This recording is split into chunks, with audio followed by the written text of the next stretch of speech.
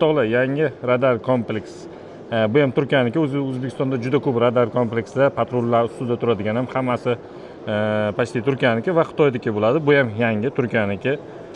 Rosa zo'r ekan, nomerlarni aniqlaydi va odamlarning yuzini ham aniqlaydi. Bu yerda ham infrakrasniy datchiklari turibdi. Oqshom yon ko'rsatib berish uchun трехножка yoki stolbalarga qo'yiladi yoki mana shunday turishga ham bor.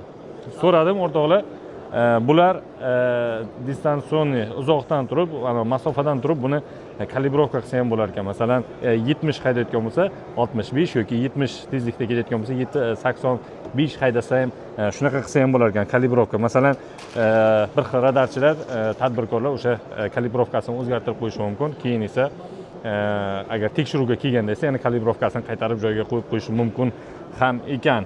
Bu o'sha tadbirkor, bu sotuvchilar hamma полный funksiyalarni beradi. O'sha programmaning обеспечениясini hammasini qilish uchun tadbirkorlar o'zini o'sha insofiga qarab nastroyka qilishi ham mumkin. Bunaqa radar bor. Bu yerda ko'ryapsiz, narxini hozircha bilmadim. Bunaqasi ham bor. Turkiyan firmalari radarlari juda ham ko'p va mamlakat radarlari ham bor, harbiy radarlari. Uni ko'ryapsizlarmi? Dronlarga qarshi ishlaydigan.